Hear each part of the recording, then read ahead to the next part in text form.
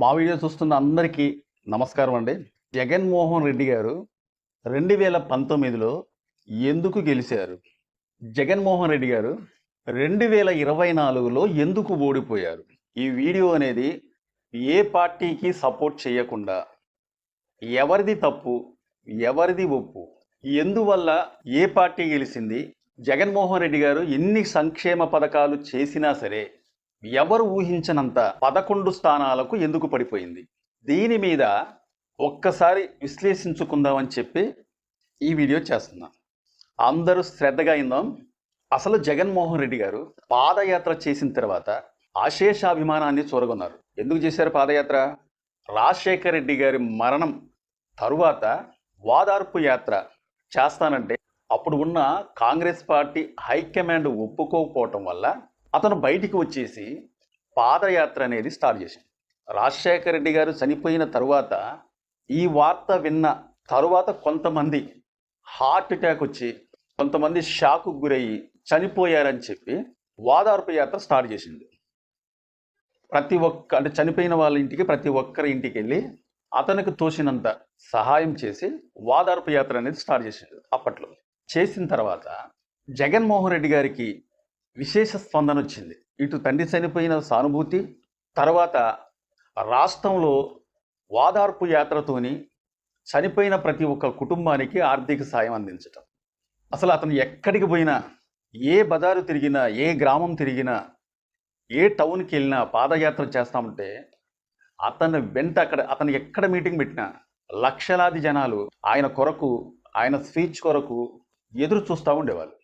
So ఇది ఒక భాగం అయితే 2019 సంవత్సరానికి వచ్చిన తర్వాత అసెంబ్లీ ఎన్నికల్లో టీడీపీ పార్టీ ఘోరంగా వాడిపోయింది. టీడీపీ పార్టీ కాదు, జనసేన పార్టీ కాదు, ఏ పార్టీ అయినా సరే తుడిచిపెట్టుకొని పోయింది.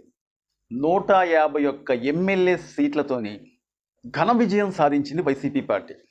ఓకే, ఎందుకని అంత ఘన విజయం సాధించిందంటే తండ్రి చనిపోయిన సానుభూతి ఒకటి, జగన్మోహన్ రెడ్డి గారు పెట్టిన నేను అధికారంలోకి వస్తే నవరత్నాలు అనే మేనిఫెస్టోలో పెట్టి సామాన్య ప్రజలను అభివృద్ధి చేస్తా, వాళ్ళ కుటుంబాలకు నేను కొడుకుగా ఉంటా, వాళ్ళ కుటుంబాలకు నేను ఆసరగా ఉంటా అని చెప్పి ప్రజల్ని వాదార్పు యాత్రతోని అతను సాధించింది ఘన విజయం సాధించిండు. 175 ఎమ్మెల్యే సీట్లకు 151 ఎమ్మెల్యే సీట్లు వచ్చినాయంటే అది మామూలు విషయం కాదు. 2019లో జగన్ సీఎం అయిన తర్వాత 2019లో జగన్ సీఎం అయిన తర్వాత అతని పరిపాలన అనేది వాస్తవంగా చెప్పాలంటే అద్భుతంగా ఉంది, చాలా అద్భుతంగా ఉంది. ఎందుకంటే నవరత్నాలు మేనిఫెస్టోలో పెట్టినట్టుగానే అన్నిటిని అమలుపరిచిండు. ఇంచుమించు ఆయన అన్నట్టుగా 99% మేనిఫెస్టోలో పెట్టిన నవరత్నాలు నేను పూర్తి చేశానండు. ఓకే, చాలా బాగుంది. అసలు నాకు తెలిసినంత వరకు నాకు జ్ఞాపకం వచ్చిన కానుంచి ఏ ప్రభుత్వం కూడా అలా చేయలేదు, అంత బాగా చేశారు. అయినా సరే మరి జగన్ గారు ఎందుకు వాడిపోయారు? పేదలకి అందించాల్సినవి అన్నీ అందించారు. పేదలకు ఏమేం కావాలి, అమ్మఒడి 15,000 రూపాయలు, ఆటో వాళ్ళకు 10,000 రూపాయలు, టైలర్లకు 10,000 రూపాయలు, అట్లాగా 45 సంవత్సరాలు వయసు గల మహిళలకు కొంత డబ్బు, ఇట్లాగా చాలా అసలు చెప్పుకోవాలంటే చాలా పథకాలు చేశారు. ఈ 5 సంవత్సరాలు కూడా పెన్షన్లు 2,000 రూపాయల నుంచి 250 పెంచుకుంటూ 3,000 రూపాయలు ఇచ్చారు అద్భుతంగా. అదే కాకుండా ఇంటింటికి రైస్ తీసుకెళ్ళి ఇవ్వటం, ఇంటింటికి పెన్షన్దారులకి పెన్షన్లు ఇవ్వటం. అసలు వాస్తవం చెప్పాలంటే చాలా అద్భుతంగా ఉంది. పరిపాలన అనేది ఏ మాట కామాటే చాలా అద్భుతంగా ఉంది. కానీ ఎందుకు వాడిపోయారు? ఇంతకన్నా ఇంకా ఏ ముఖ్యమంత్రి వచ్చినా ఏం చేస్తారు? ఆరోగ్యశ్రీ ఇంకా ఏం చేస్తారు? ఏ ముఖ్యమంత్రి వచ్చినా ఏం చేస్తారు? కానీ ఇక్కడ జగన్మోహన్ రెడ్డి గారు అతనికి తెలిసైనయో తెలియకైనయో, లేకపోతే నేను చేసేది కరెక్టేననుకొని అయినయో, లేకపోతే దాని మీద కొద్దిగా ఎక్కువ ఆలోచన అనేది పెట్టుకోకపోవటం వల్ల అయినయో, లేకుంటే ఇప్పుడు నేను చెప్పేవి కూడా కొన్ని తప్పులుగా అనుకున్నారో అర్థం కాలేదు. అవి ఏంటంటే మెయిన్ సంక్షేమ పథకాలే కాదు, రాష్ట్ర అభివృద్ధి కూడా ఉండాలని చెప్పి ప్రజలు కోరుకోవడం. ఇది వైసీపీ ప్రభుత్వం చేసిన మొదటి తప్పు. జగన్ గారు ఏంటి, సంక్షేమ పథకాలు మాత్రం అద్భుతంగా ఇచ్చారు, కానీ అభివృద్ధి అనేది గాలి కొదిలేశారు. రోడ్లు ప్రతిపక్షం పార్టీలు ఎన్ని చెప్పినా సరే రోడ్లు మరమ్మతు అనేది నత్తనడకన కన్నా దారుణంగా పడిపోయింది. కొన్ని రోడ్లు అనేది అసలు ఏనేయలేదు. కనీసం అడుగడుగు లోతున గోతులు ఇన్నిసార్లు చెప్పినా కానీ ఎక్కడ కూడా ఈ ప్రభుత్వం అనేది పట్టించుకోకపోవడం మొదటగా చేసిన తప్పు. రెండో తప్పు ఏంటంటే ప్రతిపక్షంలో ఉన్న ఒక టీడీపీ పార్టీ కానీ ఒక జనసేన పార్టీ కానీ వాళ్ళను ఫ్యామిలీ విషయాలు లాగడం. అటు చంద్రబాబు నాయుడు గారిని నిండు శాసనసభలో అవమానించడం, అతను మళ్ళీ నేను ముఖ్యమంత్రి అయితే తప్ప ఈ అసెంబ్లీకి రాను అని చెప్పి ఏడుస్తూ దుఃఖిస్తూ అసెంబ్లీ నుంచి వెళ్ళిపోయి మీడియా ముందుకు వచ్చి ఏనాడు కూడా చంద్రబాబు నాయుడు గారు అంతగానం ఏడవటం అనేది ఎక్కడ ఎవరు చూడలే. అంతగానం ఏడిసి అది ఏ కారణం చేత చంద్రబాబు నాయుడు గారిని ఎవరన్నారన్న సంగతి అందరికీ తెలుసు. కానీ ఆ విధంగా చేయటం, ఒక పెద్ద ఆయన పట్టుకొని అలా చేయటం వల్ల చాలామందికి ప్రజలకి సంక్షేమ పథకాలు తీసుకున్నా సరే అసలు వాటిని నచ్చరు. అదొకటైతే జనసేన పార్టీ అధినేత పవన్ కళ్యాణ్ గారు 2 చోట్ల వాడిపోయిన ఎమ్మెల్యే సీటు ఒక్కటొచ్చినా ఆ ఎమ్మెల్యే సీటు మళ్ళీ అతను మీ దగ్గరే వచ్చిన మళ్ళీ అతనికి అంత ప్రజాదరణ ఎందుకు వచ్చింది, అతన్ని ఎవరు పైకి లేపారు అని ఒక్కసారి మనం అనుకుంటే కేవలం లేపింది అతనికి ప్రజాదరణ రావడానికి కారణం వైసీపీ పార్టీలో ఉన్న నాయకులే. ఎందుకంటున్నారంటే జగన్మోహన్ రెడ్డి గారితో సహా కూడా ఆ పార్టీలో ఉన్న కొంతమంది నాయకులు నాయకురాళ్ళు 3 పెళ్ళిళ్ళ గురించి మాట్లాడటం. పదే ఒక్కసారి అనేసి ఊరుకుంటే బాగానే ఉండేది.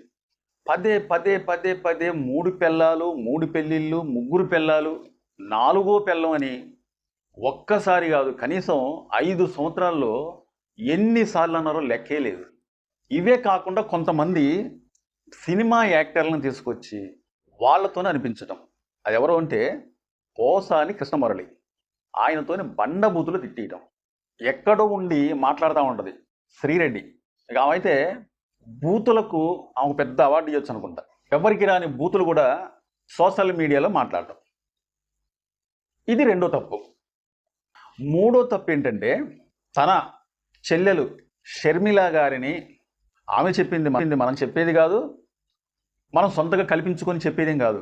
షర్మిల గారిని ఆమెకు వచ్చే ఆస్తుల వాటాలు ఆమెకి ఇయ్యకపోవటం వల్ల, సహోదరిగా అంటే ఒక అన్నకు చెల్లెగా ఆమెకు వచ్చే ఆస్తి వాటాలు ఇయ్యకపోవటం వల్ల ఆమె ఒక పార్టీ పెట్టుకొని పార్టీలో ఒక 2-3 సంవత్సరాలు ఉండి మళ్ళీ కాంగ్రెస్ పార్టీలు విలీనం చేసి కాంగ్రెస్ పార్టీలు ఆంధ్రలో ఆమె గురించి చెడ్డగా చెప్పటం, ప్రచారం చేయటం, ప్రతి ఒక్క ప్రచారంలో ప్రతి ఒక్క మీటింగ్లో నీ గురించి టార్గెట్ చేయటం. ఒక సొంత చెల్లెలే, బయట ఎవరో అంటున్నారంటే అది వేరే విషయం, సొంత చెల్లెలే ఈ విధంగా మాట్లాడటం. ఏదన్నా పంచాయతీ ఉంటే అది ఇంట్లో చూసుకోవాలి, ఇంటి పంచాయతీ అయితే. కానీ రచ్చకెక్కి మరి ఏది జరిగిందో ఎలా జరిగిందో అయితే మనకైతే తెలియదు. కానీ ఎన్నిటికీ ఇంటి పంచాయతీ అనేది రచ్చకెక్కడం, ప్రచారంలో మీ గురించి చెడ్డగా చెప్పడం. మొన్న ఈ మధ్యలో లేటెస్ట్గా షర్మిల గారు మాట్లాడుతూ ఏమన్నారంటే జగన్మోహన్ రెడ్డి గారి సైకో మనస్తత్వాన్ని తీసుకెళ్ళి మ్యూజియంలో పెడితే బాగుంటుంది అని చెప్పి, ఎక్కడైనా ప్రతిపక్ష హోదా అనేది లేకపోతే అసెంబ్లీకి వెళ్ళి మీరు మాట్లాడేది ఏదో మాట్లాడాలి. అంతేగాని నాకు హోదా ఇవ్వండి, నాకు 11 సీట్లు ఉన్నాయి కానీ ప్రతిపక్ష హోదా ఇవ్వండి, నాకు ప్రతిపక్ష హోదా ఇస్తేనే నేను వస్తా అసెంబ్లీకి, లేకపోతే ఇక్కడే ఉండి మాట్లాడతా, ఇది ఎక్కడి న్యాయం అని షర్మిల గారు విమర్శించటం వాస్తవమే. అది ఇసంటి లోపాలను గుర్తించకపోవడం జగన్ గారు చేసిన పెద్ద తప్పులు. ఇదే కాకుండా అతని బాబాయి హత్య కేసులో మరో చెల్లి బయటికి వెళ్ళి ఆమె పోరాడటం. మరి సంక్షేమ పథకాలు ఇన్నున్నా సరే కానీ ప్రజలు ఒక పక్క ఇవన్నీ వింటనే ఉన్నారు, చూస్తూనే ఉన్నారు. ఏ పొద్దు ఖాళీ టైం దొరికినప్పుడల్లా టీవీ పెట్టుకోనో లేదా సోషల్ మీడియాలోనో ప్రజలు గమనిస్తూ ఉంటారు. కానీ ఇది జగన్ గారు కనిపెట్టలేకపోయారు. నేను సంక్షేమ పథకాలు ఇస్తున్నాను కదా, సంక్షేమ పథకాలు ఇంతకన్నా ఎవరిస్తారు అని అంటే ఎస్ మీరు ఇచ్చారు, అందజేశారు, ప్రజలకి అందుకున్నారు. కానీ ఇసంటి లోపాలనేది కూడా ఒక ప్రభుత్వాన్ని కూలగొట్టచ్చు అని ఉదాహరణకు కనిపిస్తూనే ఉంది. సో జగన్ గారి అతి పెద్ద తప్పు ఏంటంటే జగన్ గారి కేడర్ని దూరం చేసుకోవటం. ఒక్కడే, నేనొక్కనే, రాజైనా మంత్రి అయినా సేనాధిపతి ఎవరైనా సరే నేనొక్కనే, నా మాటే వినాలి, నేను చెప్పినట్టుగా వినాలి, ఎవరు నాతోని చెప్పాల్సిన అవసరం లేదు, ఎవరి మాట నేనెన్నో, నా మాటే అందరూ వినాలి అని భావించుకోవటం. ఇది జగన్ గారు చేసిన పెద్ద మిస్టేక్. సీతయ్య ఎవరి మాట ఎందు అనని సీతయ్య అనుకుంటే మరి సీతయ్య మాట కూడా ఎవరు వినరు. అది ప్రజలే కానీ నాయకులే కానీ ఎవరైనా సరే, ఎస్ ఇది కరెక్ట్, సీతయ్య ఎవరి మాట ఎండు, కానీ సీతయ్య మాటలు కూడా ఎవడు వినరు.